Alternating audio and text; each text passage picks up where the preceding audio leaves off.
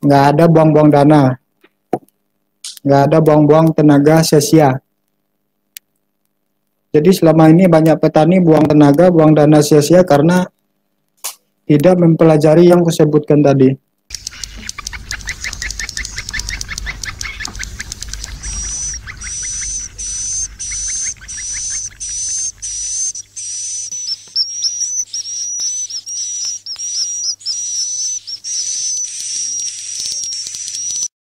Jadi ini kita masih di bulan Agustus ya. Jadi banyak pertanyaan juga sampai kapan burung walet mau merespon, sampai kapan berakhirnya musim cuek. Kalau kita belajar dari tahun dulu-dulunya, seperti aku bilang-bilang kemarin, itu mulai ada respon tipis-tipis, pertengahan bulan 9 ada respon tipis-tipis, tapi kemungkinan seminggu sekali atau 2 minggu sekali. Yang normalnya ada respon pagi, sore, dan di seluruh RBW, terutama RBW sudah JOS ya.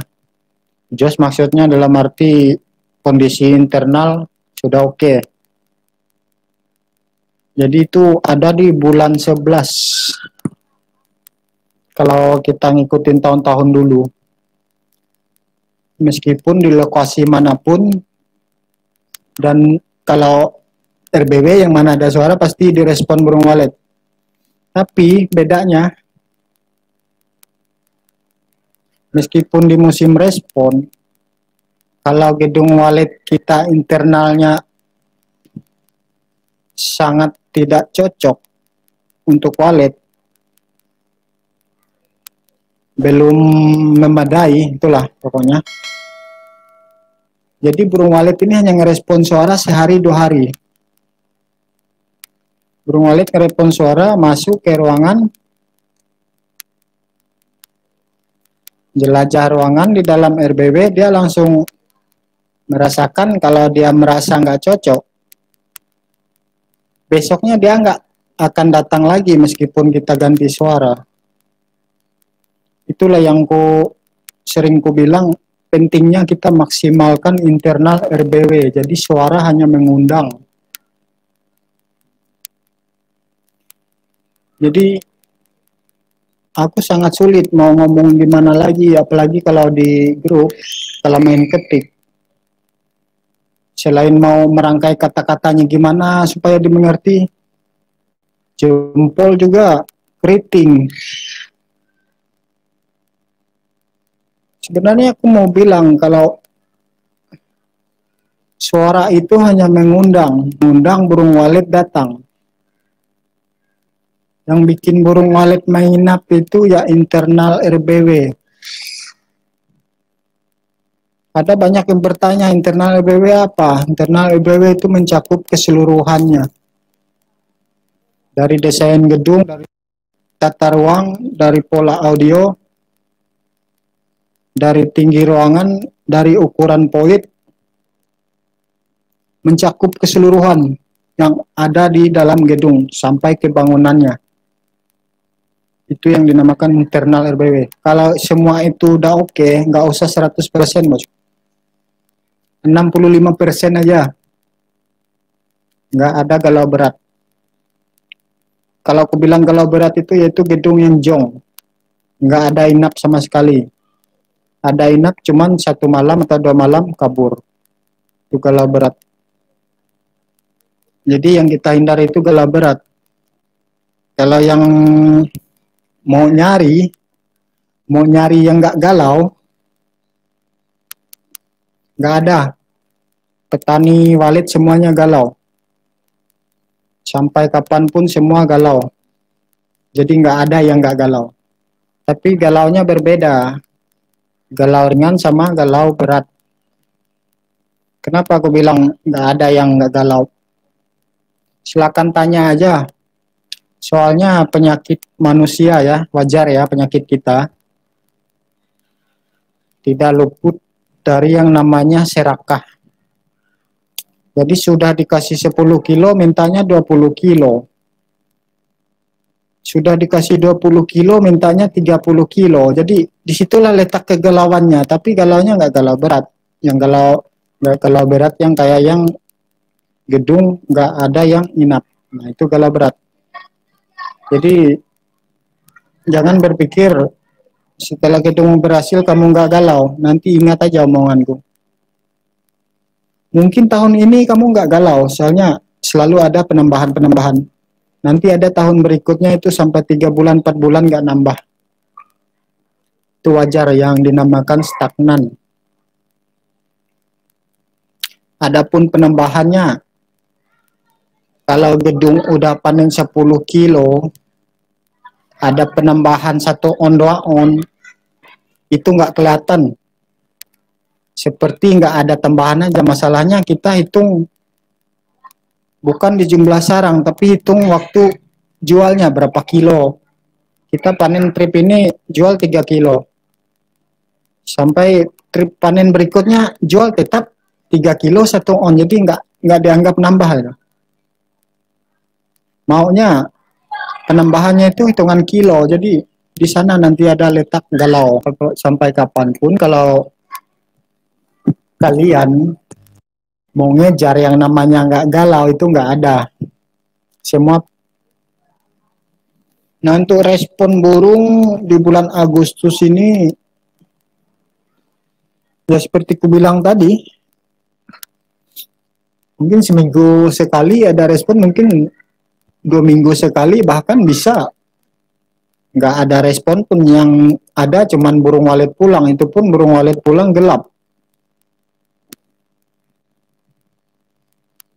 Jadi jangan heran, jangan galau, jangan panik mengira RBW kita ada masalah gara-gara tidak ada respon, bukan.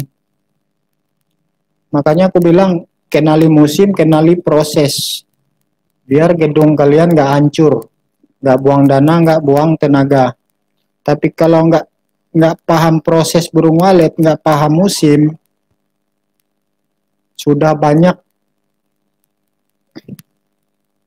pembelajaran yang biaya perembakannya melebihi biaya pembangunan RBW. Seandainya pembangunan RBW-nya 100 juta ya, 100 juta ya. Dia ada 3 kali, 4 kali panggil konsultan, merombak gedungnya, itu dana bangun RBW-nya. Jadi banyak sudah yang mengalami hal yang seperti itu, dia biaya perombakannya lebih dari biaya pembangunan RBW-nya. Jadi aku minta dan kalau bisa jangan sampai ngeluarin dana sia-sia dan buang tenaga.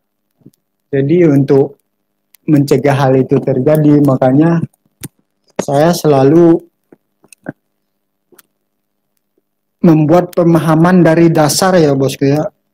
Sebenarnya aku mau memberi pemahaman dari dasar dulu. Kalau udah dasarnya udah dapat, baru kita naik ke pemahaman berikutnya sampai baru kita belajar masalah pola Twitter, belajar masalah suara. Jadi kadang aku itu agak gimana ya, mau aku bilang juga nggak enak atau gimana. Rata-rata petani mau belajar memahami suara, mau belajar memahami gaya burung walet terbang, itu nggak ada gunanya. Langsung naik ke level atas dia. Padahal yang di bawah dia belum menguasai, belum dipelajari. Jadi pentingnya kita itu harus mempelajari dasarnya dulu. Dasarnya itu apa?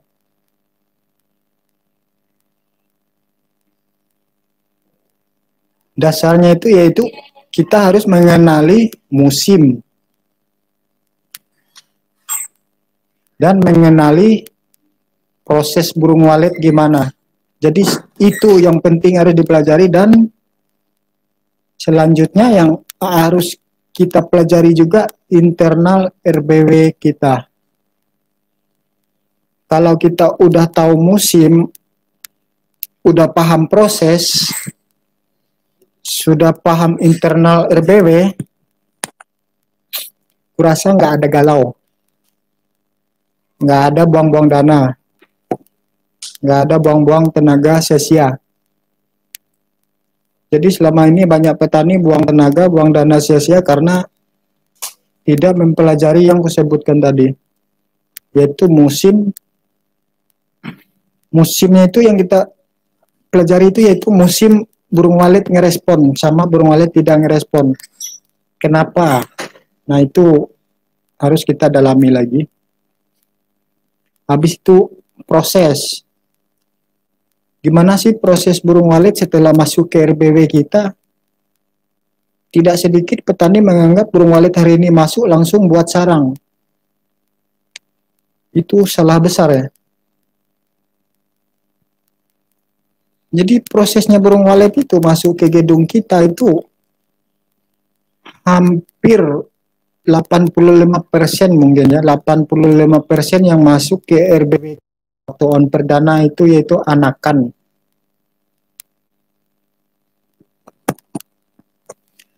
Nah, anakan gimana prosesnya anakan? Dia butuh adaptasi. Jadi anakan ini sangat jarang langsung masuk ruang inap ya bosku ya. Kalau yang benar-benar anakan, itu yang benar-benar anakan itu ditandai dengan kotoran seperti bercak-bercak putih. Kalau kita manusia mungkin mencret lah itu. Nah itu namanya anakan. Dan anakan seperti itu sangat jarang langsung masuk ruang inap. Makanya dari situ kita buat Twitter tarik di poin. Atau kalau memungkinkan kita ada buat ruang putar, di sanalah tempatnya anakan. Nanti dia sambil beradaptasi sana, semakin lama dia semakin tumbuh besar, semakin bertambah umurnya dan beranjak menjadi burung walet dewasa. Kalau dia sudah menjadi burung walet dewasa, dia nggak akan takut lagi, dia akan tetap masuk ke ruang inap. Makanya aku sering bilang juga, abaikan aja burung walet, biarkan aja dia mau tidur di mana, yang penting di dalam gedung walet, bukan di luar. Dia mau di Twitter tarik kek, mau di dinding poin kek, mau di dinding rumah monyet, silahkan aja, nggak usah diurus.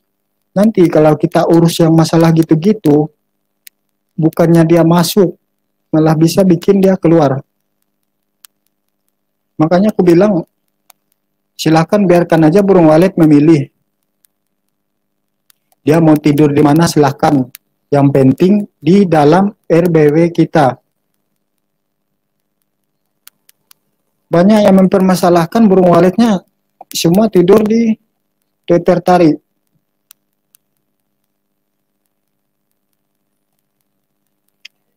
Kalau minta pendapat dari aku, nggak usah deh, pokoknya abaikan.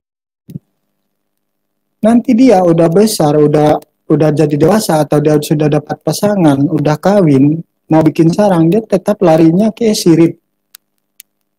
Jadi biarkan aja dia mau, pokoknya jangan diusik lah. Nanti kalian usik gara-gara burung walet semua di Twitter tarik, kalian robah tuh tariknya. Atau kalian opkan Twitter tariknya, bukannya burungnya malah betah nanti, malah kabur. Soalnya dia udah nyaman di situ dengan kondisi usianya yang begitu. Jadi intinya ya gitulah. Pokoknya yang penting burung walet sudah masuk ke dalam gedung. Terserah dia mau tidur di lantai kek, mau di mana kek, nggak usah diurus. Yang penting masuk dalam gedung. Nanti dia bisa cari sendiri kalau udah dia membutuhkan. Dia belum membutuhkan sirip, dia nggak tidur di sirip. Nanti kalau dia udah kawin, udah mau buat sarang, dia membutuhkan sirip. Jadi nanti dia akan ke sirip juga. Jadi abaikan aja ya, bosku ya, itu ya.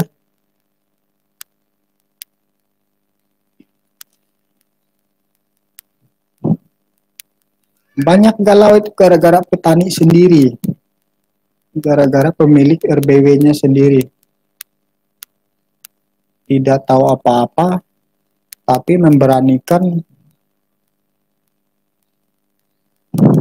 bongkar pasang yang dia nggak tahu. Dan juga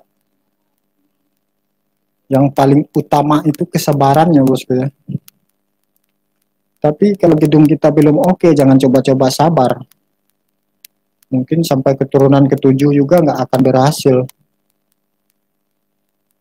Yang kita harus sabar itu untuk kategori gedung sudah oke. Gedung sudah oke gimana? Kita mengetahui gedung sudah oke. Memang sangat tidak ada gedung yang oke 100%. Makanya tadi aku bilang 65%. Jadi tidak akan dapat yang 100% kayaknya kalau di versi aku. Untuk mengetahui gedung kita sudah oke, suara kita sudah oke, yaitu dengan burung walet sudah ada yang inap, sudah ada yang bikin sarang. Meskipun tidak banyak. Jadi boleh dibilang aku berani jamin kalau sudah ada yang inap, apalagi sampai ada yang bisa ya bosku. Seandainya 1 tahun, ini aja kita ambil pembelajarannya, seandainya 1 tahun.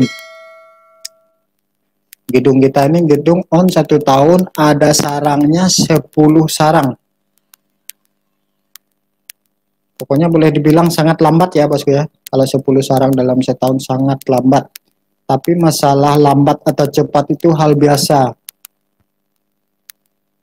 Yang tidak biasa itu yaitu gagal total, jong, nol besar. Jadi kalau lambat atau cepat gedung walet itu biasa normal aja, jangan nggak usah panik. Masalahnya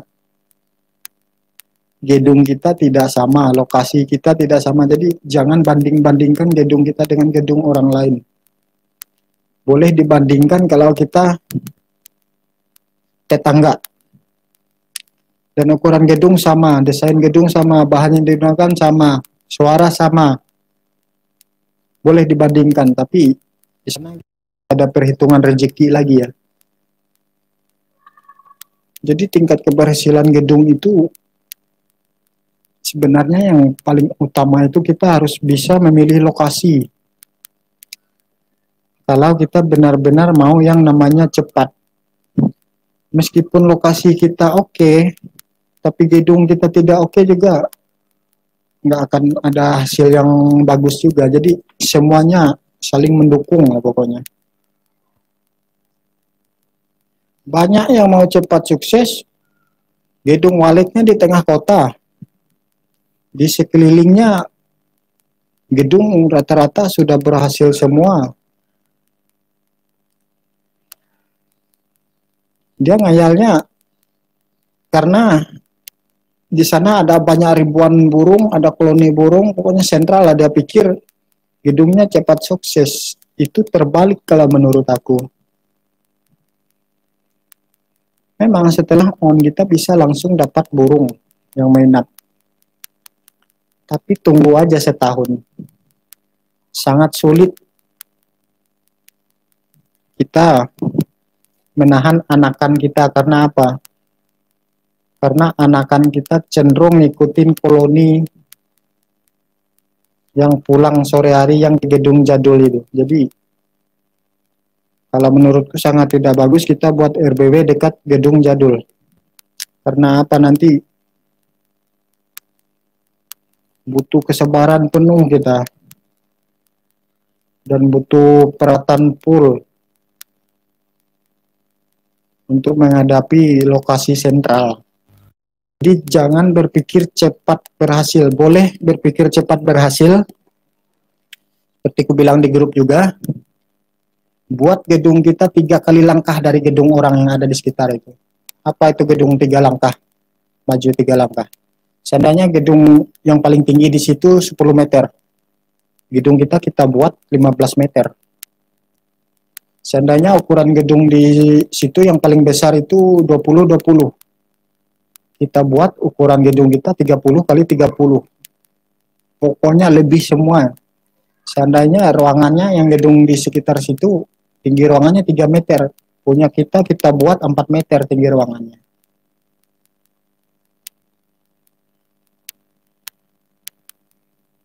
Boleh kita berpikir mau sedot anakan kalau gedung kita seperti itu. Jadi aku ngomong begini karena aku peduli ya, banyak teman-teman yang nggak memahami RBW-nya. Akibat dia nggak memahami RBW-nya, dia banyak keluar dana, banyak keluar tenaga, padahal sia-sia menurutku. Apa itu? Yang sering ngeluarin dana itu apa? Beli suara, entah beli terpal buat sekat, beli parfum,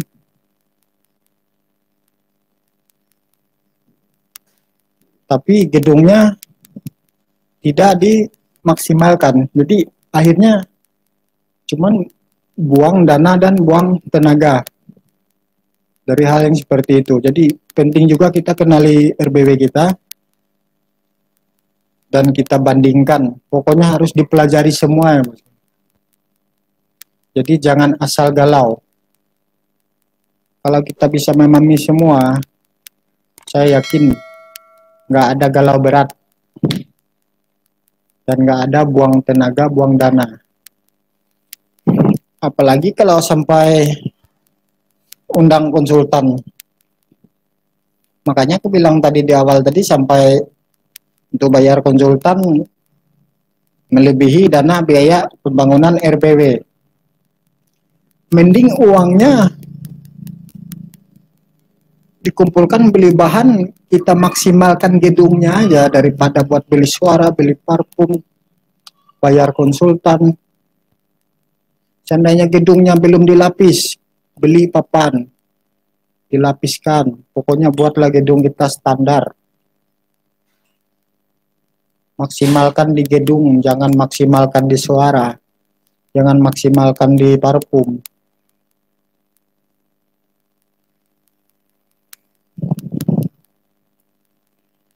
Di grup sudah dijelaskan berapa kali ya, bahkan teman-teman kita yang senior-senior juga yang anggota di grup, mereka nggak pelit-pelit juga berbagi ilmunya, tapi ilmu yang kita bagi ini namanya ilmu sabar. Ilmu sabar, dan boleh ku bilang ini ilmu nyata. Kita nggak ada janji-janjikan gedung pasti sukses, pasti berhasil, nggak ada. Kita nggak ada janjikan gedung cepat berhasil, nggak ada. Semua butuh waktu, butuh proses. Jadi sambil kita menunggu waktu dan menunggu proses, gedungnya kita benah pelan-pelan. Memang di dalam RBW itu tidak bisa satu kali kerja. Meskipun semuanya sudah betul, nanti 1 tahun 2 tahun kita harus ada buat perubahan. Perubahannya nggak terlalu perubahan yang banyak, tapi sekedar cuman kita tambah-tambah sekat 1 meter, habis itu ganti-ganti tweeter. Karena tweeter itu kalau udah 4 tahun memang dia tetap bunyi, tapi udah nggak jernih. Apalagi kalau RBW sering kena sambar petir, itu kena tweeternya. Jadi suaranya agak buram, dia nggak jernih. Kalau sudah 4 tahun atau 5 tahun.